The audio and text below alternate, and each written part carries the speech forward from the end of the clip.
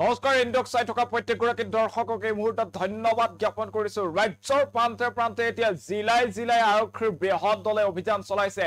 ৰাজ্যৰ হোটেলে হোটেলে চলিছে এই বৃহৎ অভিযান নিষিদ্ধ মাংস বিচাৰি এতিয়া হোটেলে হোটেলে তালাচী চলাইছে আৰক্ষীৰ দলে গুৱাহাটী লখিমপুৰ কোকৰাঝাৰ ডিব্ৰুগড় অসমৰ প্ৰতিখন জিলাতে এতিয়া চলিছে এই অভিযান তীব্ৰতৰ কৰি তুলিছে অসম আৰক্ষীয়ে নিষিদ্ধ মাংস সকলোতে বন্ধ হ'ব লাগিব মুখ্যমন্ত্ৰী হিমন্ত বিশ্ব শৰ্মাৰ এটা ঘোষণা আৰু সেই ঘোষণাৰ পিছতে এতিয়া জিলাই জিলাই হোটেলে হোটেলে চলিছে আৰক্ষীৰ অভিযান সেই দৃশ্যাংশ আছে দৃশ্যাংশ আপোনালোকক দেখুৱাম এই মুহূৰ্তত ফুল প্লেটৰ মাধ্যমেৰে সবিশেষ জনোৱাৰ চেষ্টা কৰিছো ৰাজ্যৰ প্ৰান্তে প্ৰান্তে নিষিদ্ধ মাংস বিচাৰি অভিযান চলিছে ৰাজ্যৰ প্ৰান্তে প্ৰান্তে আৰক্ষীৰ অভিযান দেখিবলৈ পোৱা গৈছে মহানগৰীৰ হোটেলত প্ৰায় 70 কিলোগ্ৰাম নিষিদ্ধ গো মাংস জব্দ কৰিছে আৰক্ষীয়ে লখিমপুৰত 7টাকৈ মাংসৰ পেকেট জব্দ কৰা হৈছে আৰক্ষীয়ে বিভিন্ন জিলাত চলাইছে অভিযান বঙালমৰাস্থিত মছজিদ তিনিআলিৰ ৰেশমি হোটেলত চলাইছে অভিযান কোকৰাঝাৰ থানাৰ সমীপত দোকানে দোকানে আৰক্ষীৰ দল দেখিবলৈ পোৱা গৈছে মুছলিম হোটেল দাদাজী হোটেল আলিফ হোটেল আমিৰ ভাই হোটেল এই আটাইকেইখন হোটেলত আৰক্ষীৰ বৃহৎ দল দেখিবলৈ পোৱা গৈছে এই মুহূৰ্তত সেই খবৰ জনোৱাৰ চেষ্টা কৰিছো এতিয়া নিষিদ্ধ মাংসৰ বিৰুদ্ধে আৰক্ষীয়ে অভিযান চলাইছে আৰক্ষীৰ অভিযান তীব্ৰতৰ হৈ উঠিছে মুখ্যমন্ত্ৰী হিমন্ত বিশ্ব শৰ্মাই উল্লেখ কৰিছিল যে অসমত গো মাংস বন্ধ হ'ব তাৰ বাবে চৰকাৰ কঠোৰ হৈ পৰিব চৰকাৰে এই ক্ষেত্ৰত কঠোৰ আইন আনিব বুলিও মুখ্যমন্ত্ৰীগৰাকীয়ে উল্লেখ কৰিছিল আৰু তাৰ পাছতে এতিয়া জিলাই জিলাই দেখিবলৈ পোৱা গৈছে আৰক্ষীৰ তীব্ৰ অভিযান এয়া আমি আপোনালোকক একাকে দেখুৱাৰ চেষ্টা কৰিছো কিদৰে বৃহৎ সংখ্যক আৰক্ষীৰ দলে এতিয়া হোটেলে হোটেলে চলাইছে অভিযান সেই দৃশ্য আপুনি মন কৰক গুৱাহাটী মহানগৰীৰ বিভিন্ন স্থানত অব্যাহত আছে বৰ্তমানো নিষিদ্ধ মাংস বিচাৰি আৰক্ষীৰ অভিযান সমান্তৰালভাৱে লখিমপুৰতো চলোৱা হৈছে অভিযান লখিমপুৰৰ বিভিন্ন স্থানত আৰক্ষীয়ে হোটেলে হোটেলে চলাইছে অভিযান সমান্তৰালভাৱে কোকৰাঝাৰত চলোৱা হৈছে অভিযান এই মুহূৰ্তত সেই খবৰ জনোৱাৰ চেষ্টা কৰিছো এতিয়া নিষিদ্ধ মাংসৰ বিৰুদ্ধে আৰক্ষীয়ে তীব্ৰ অভিযান অব্যাহত ৰাখিছে চৰকাৰ কঠোৰ কোনো কাৰণত এতিয়াৰ পৰা নিষিদ্ধ মাংসৰ প্ৰচলন হ'বলৈ দিয়া নহ'ব এইখন অসমত এনেদৰে মন্তব্য প্ৰকাশ কৰিছিল মুখ্যমন্ত্ৰী হিমন্ত বিশ্ব শৰ্মাই সমান্তৰালভাৱে গো ৰক্ষাৰ বাবে গো হত্যা সম্পূৰ্ণৰূপে বন্ধ কৰা হ'ব প্ৰথমতে মন্দিৰৰ প্ৰায় 5 কিলোমিটাৰ ব্যাসাৰ্ধৰ ভিতৰত কোনো ধৰণৰ গো মাংস ভক্ষণ গো কটা বেচা কিনা আদিত নিষেধাজ্ঞা আৰোপ কৰিছিল চৰকাৰখনে আৰু তাৰ পাছতে এতিয়া ইখনৰ পাছত সিখন জিলাত দেখিবলৈ পোৱা গৈছে নিষিদ্ধ মাংসৰ বিৰুদ্ধে আৰক্ষীৰ অভিযান আৰু আৰক্ষীৰ অভিযানত বিভিন্ন স্থানত নিষিদ্ধ মাংস জব্দ কৰা হৈছে মহানগৰী গুৱাহাটীত 70 কিলোগ্ৰাম নিষিদ্ধ মাংস উদ্ধাৰ কৰিছে এই মুহূৰ্তত সেই খবৰ জনাইছো সমান্তৰালভাৱে লখিমপুৰৰ বঙালমৰাত 7 পেকেটকৈ মাংস জব্দ কৰিছে আৰক্ষী আৰু ৰেশমি হোটেলৰ এজন কৰ্মচাৰীক আটক কৰাৰ খবৰ লাভ কৰা হৈছে কোকৰাঝাৰ থানাৰ সমীপত দোকানে দোকানে আৰক্ষীৰ অভিযান মুছলিম হোটেল দাদাজী হোটেল আলিফ হোটেল আমিৰ ভাই হোটেল এই আটাইকেইখন হোটেলত চলোৱা হৈছে আৰক্ষীৰ অভিযান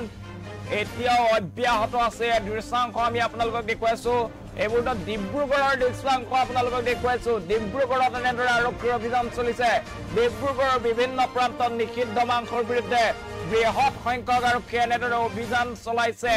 নিষিদ্ধ মাংসৰ বেচা কিনা সামাজিক মাধ্যমত সম্পূৰ্ণভাৱে বন্ধ কৰি দিয়া হ'ব এই চৰকাৰে নিৰ্দেশ প্ৰদান কৰিছে আৰু চৰকাৰৰ এটা নিৰ্দেশৰ পিছতে এতিয়া জিলাই জিলাই এনেদৰে অভিযান চলোৱা পৰিলক্ষিত হৈছে বিভিন্ন স্থানত এয়া দেখুৱাইছো আমি কোলা পলিথিনৰ বেগত এনেদৰে নিষিদ্ধ মাংস ভৰ্তি যি কোলা পলিথিনৰ পেকেট আছে সেয়া জব্দ কৰি আৰক্ষীয়ে লৈ গৈছে আৰু যি হোটেলত এই নিষিদ্ধ মাংস উদ্ধাৰ হৈছে সেই হোটেলৰ কৰ্মচাৰীকো আটক কৰা হৈছে জিলাই জিলাই চলিব এই অভিযান প্ৰতিখন জিলাতে ইতিমধ্যে হোটেলৰ তালিকা প্ৰস্তুত কৰি উলিয়াইছে আৰক্ষীৰ প্ৰশাসনে আৰু প্ৰশাসনে শীঘ্ৰেই অসমৰ সকলো জিলাতে এনেদৰে অভিযান চলাব সাৱধান হৈ যাওক এতিয়াৰ পৰা আপুনি ৰাজহুৱা স্থানত নিষিদ্ধ মাংস ভক্ষণ বেচা কিনা কৰিব নোৱাৰিব মুখ্যমন্ত্ৰী হিমন্ত বিশ্ব শৰ্মাৰ নিৰ্দেশ দিয়া হৈছিল আৰু হিমন্ত বিশ্ব শৰ্মা উল্লেখ কৰিছিল যে নিষিদ্ধ মাংস অসমত সম্পূৰ্ণৰূপে বন্ধ হৈ পৰিব কুৰবানী দিয়া বন্ধ কৰিব ঈদত এনে ধৰণৰ মন্তব্য প্ৰকাশ কৰিছিল মুখ্যমন্ত্ৰীগৰাকীয়ে সমান্তৰালভাৱে চৰকাৰৰ তৰফৰ পৰা কোৱা হৈছিল যে গো ৰক্ষাৰ বাবে শীঘ্ৰে অনা হ'ব কঠোৰ আইন গো মাংসৰ ক্ষেত্ৰতো চৰকাৰে অধিক কঠোৰ হ'ব বুলি উল্লেখ কৰিছিল মুখ্যমন্ত্ৰীগৰাকীয়ে আৰু তাৰ পাছতে আজিৰ দিনটোত জিলাই দেখিবলৈ পোৱা গৈছে এনেদৰে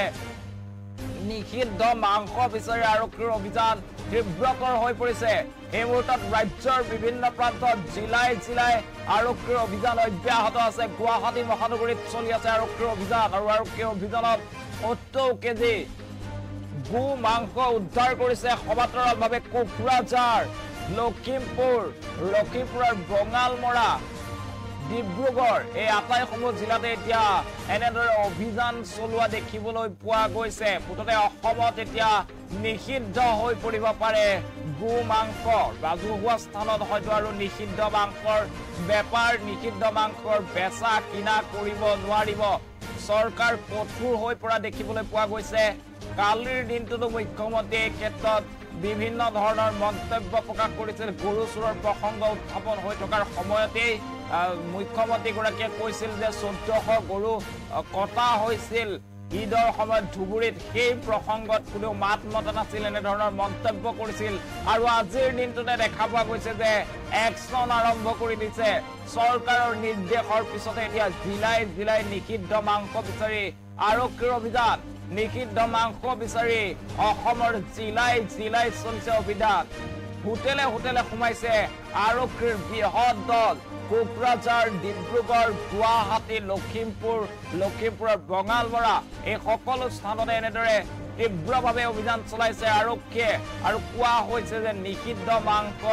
কোনো পধ্যে এনেকে ৰাজহুৱা স্থানত বেচা কিনা কৰিব নোৱাৰিব হয়তো নিষিদ্ধ মাংস সম্পূৰ্ণৰূপে বন্ধ কৰি দিয়া হ'ব অসমত মুখ্যমন্ত্ৰীগৰাকীয়ে প্ৰথমতে ঘোষণা কৰিছিল যে ধৰ্মীয় অনুষ্ঠানৰ 5 কিলোমিটাৰ ব্যাসাৰ্ধৰ ভিতৰত কোনেও নিষিদ্ধ মাংসৰ বেচা কিনা বা ভক্ষণ কৰিব নোৱাৰিব তাৰ পাছতে এতিয়া দেখিবলৈ পোৱা গৈছে যে একচন আৰম্ভ হৈছে অসম আৰক্ষীয়ে প্ৰত্যক্ষভাৱে এতিয়া নামি পৰিছে অভিযানত অসম আৰক্ষীয়ে জিলাই এনেদৰে নিষিদ্ধ মাংস বিচাৰি হোটেলে চলাইছে অভিযান আমি সেই দৃশ্যাংশ আপোনালোকক দেখুৱাইছো এম্বিয়েন্সৰ সৈতে আমি সেই দৃশ্যাংশ এই মুহূৰ্তত দেখুৱাবলৈ অনুৰোধ জনাইছো